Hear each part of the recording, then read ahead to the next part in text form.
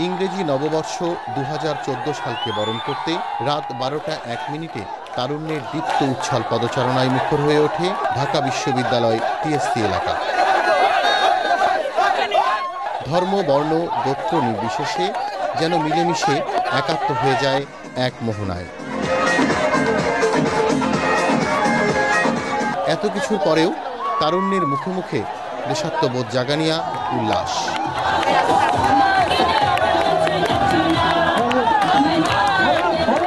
আগামী প্রজন্মকে নিয়ে কিছু একটা করেন এবং সুন্দর একটি দেশ করেন, এটাই আমি সর্বপ্রথম সবার কাছে প্রত্যাশা করব।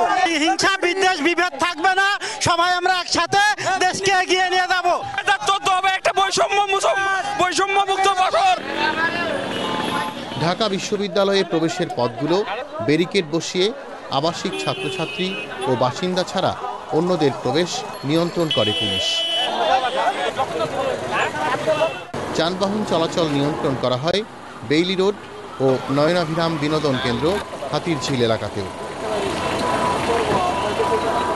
কূটনীতিক পাড়া, গুলশান, বনানী ও বাড়িধারা এলাকাতেও ছিল আইন শৃঙ্খলা বাহিনীর কড়া নিরাপত্তা ব্যবস্থা।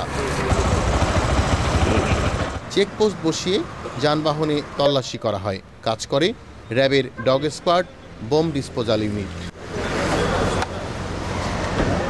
প্রথমবারের মতো নিরাপত্তার কাজে ব্যবহার করা হয় মোবাইল কমান্ড সেন্টার। নববর্ষ উদযাপন নির্বিঘ্ন করতে সহযোগিতার জন্য নগরবাসীকে ধন্যবাদ জানান ঢাকার পুলিশ কমিশনার। এই টিএসসি চত্বর বলি আমরা, কিংবা রবীন্দ্র সরোবর, কিংবা ঢাকা শহরের যে কোনো গুরুত্বপূর্ণ স্থানের কথা আমরা বলি, সব জায়গায় কিন্তু দেখবেন যে ইট ইজ হাইলি ডিসিপ্লিন, এবং সেই কারণে এটি সম্ভব হয়েছে যেহেতু আমরা সবার সমর্থন পেয়েছি। অন্য বছরের তুলনায় এবার টিএসসিতে নববর্ষ উদযাপনের সমাগম কম হলেও আনন্দ উদ্দীপনার ঘাটতি ছিল না। আমাদের তরুণরা একই সঙ্গে স্বাধীনতার চেতনায়, মুক্তিযুদ্ধের চেতনায় উদ্বুদ্ধ হয়ে স্বাগত জানাচ্ছে ইংরেজি নতুন বছর ২০১৪কে। সবার মুখে একসাথে উচ্চারণ, হ্যাপি নিউ ইয়ার 2014। ঢাকা বিশ্ববিদ্যালয় টিএসসি এলাকা থেকে এনামুল কবির রূপম, চ্যানেল আই।